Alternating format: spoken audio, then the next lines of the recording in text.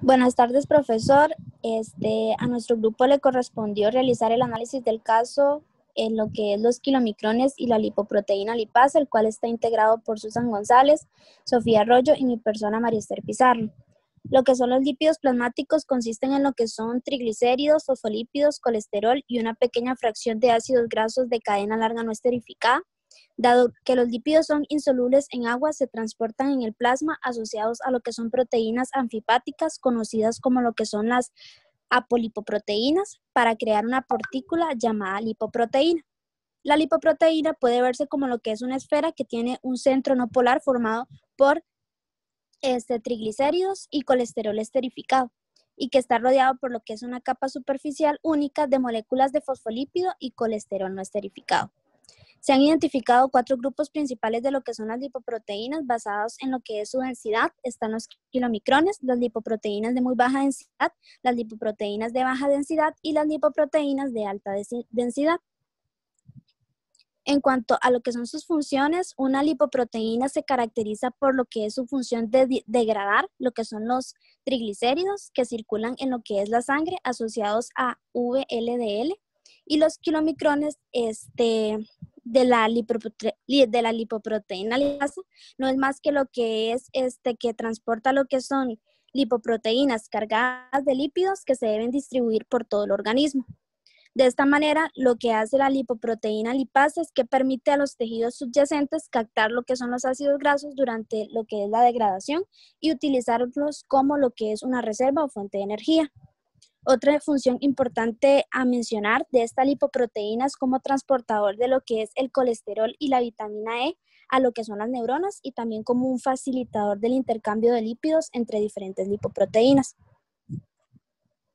La reacción catalizada, la lipoproteína lipasa hidroliza lo que son los triacilgliceroles y diacilglicerol en kilomicrones y partículas de lipoproteínas de baja densidad. La secuencia de la reacción principal de esta enzima es triglicérido, 1,2 diaclicérido y 2-monoglicérido, y su código está representado como S31134.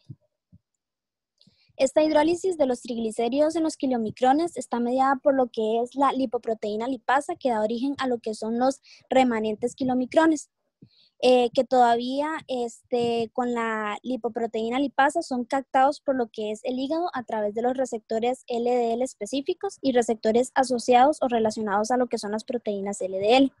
De esta interacción de los remanentes kilomicrones y la LPL con los que son los receptores hepáticos, es muy importante lo que es la presencia de lo que es la apolipoproteína E.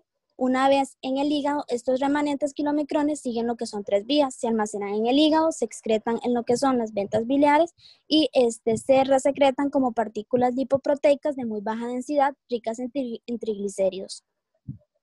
En cuanto a lo que es la síntesis de lo que son los kilomicrones, cuando el kilomicrón maduro llega a lo que son los tejidos, el sustrato de la lipoproteína lipasa, enzima glicoproteína, anclada por medio de lo que son los glicoaminoglicanos a la superficie endotelial, la lipoproteína lipasa hidroliza los triglicéridos 2-MG y AGL, que son capturados por lo que son el tejido adiposo y muscular. Luego el kilomicrón, tras perder lo que son los triglicéridos mediante el intercambio con las HDL, disminuye su contenido en ApoC2 y se enriquece por ApoC3, dando lugar a lo que son kilomicrones remanentes, que viajan por el hígado, donde serán metabolizados por la lipasa hepática. Finalmente, los que son los kilomicrones remanentes ricos en ApoE son reconocidos por el receptor de las LD1 y por el LRP1, que es una proteína relacionada con el receptor LDL1, e internalizados en lo que son las células hepáticas mediante lo que es la endocitosis. Con respecto a la estructura de la lipoproteína lipasa, esta está organizada en 2 dominios estructuralmente distintos. El primero es un dominio amino-terminal y el segundo es un pequeño dominio carboxiterminal, con un péptido flexible que conecta los 2 dominios. El extremo amino-terminal contiene la tríada catalítica, la cual es responsable de la lipólisis, mientras que el extremo carboxil terminal contiene el dominio de unión a heparina y a la proteína GP y HBP1, por lo que es importante para la unión de la enzima a las lipoproteínas.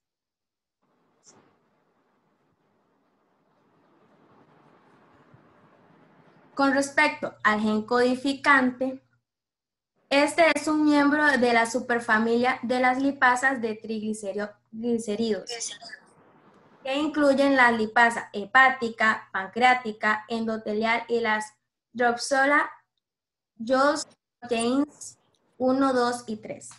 En la especie humana, el gen de la lipoproteína lipasa se encuentra situado en el cromosoma 8p22, el cual codifica 48 aminoácidos y está compuesto por 10 exones que abarcan unos 30 kilobytes.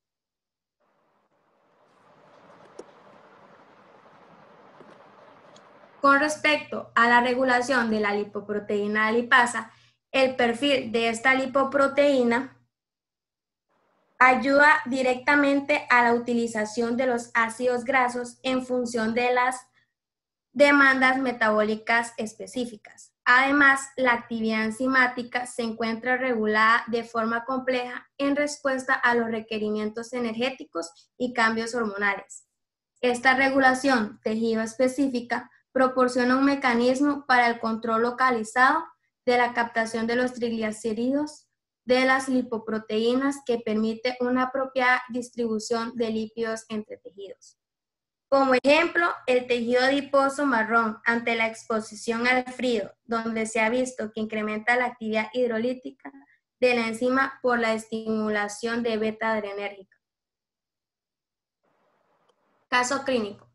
Paciente femenina de 32 años hospitalizada durante 12 días en la unión de cuidado intensivo por presentar cuadro de un día de evolución caracterizado por epigastralgia no irradiada, la cual no cede con administración de ranitidina, valorada inicialmente en el servicio de urgencia donde se encontró hiperamilasemia e hipertrigliceriemia.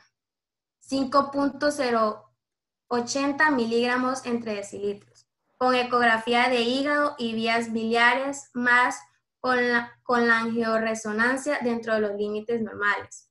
Como antecedentes de importancia presenta obesidad y dislipidemia.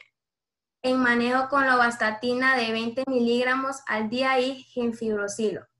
Al examen físico de ingreso se le encontraron hallazgos relevantes como taquicardia, taquipnea y deshidratada. Ok, con respecto a la discusión, la pancreatitis aguda es una de las complicaciones más temidas de la hipertrigliceridemia severa, pudiendo llegar a ser fatal. Su diagnóstico se realiza generalmente tras estudios negativos para las etiologías más comunes, llevando al estudio de lípidos en sangre. La hiperlipidemia es un hallazgo frecuente en los pacientes con pancreatitis aguda de etiología biliar o alcohólica y generalmente se considera un epifenómeno. Cuando el origen es la hipertrigliceridemia, los niveles generalmente exceden los 20 milimoles entre litros.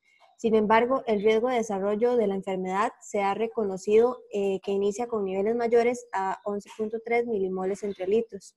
En pacientes que desarrollan la patología con valores más bajos, se debe interrogar un defecto primario genético o del metabolismo, así como etiologías secundarias como el hipotiroidismo.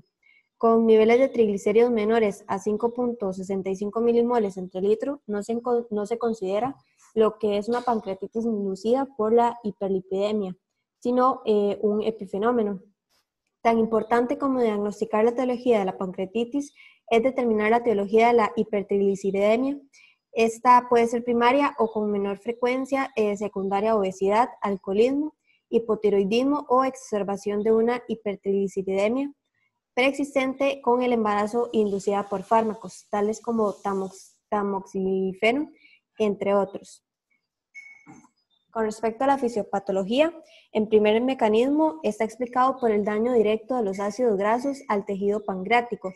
Generalmente estos no son tóxicos unidos a la albúmina, pero en la hipertrigliceridemia se supera la capacidad de la albúmina para su transporte, aumentando en sí lo que es la toxicidad y desencadenando la respuesta enzimática en el páncreas.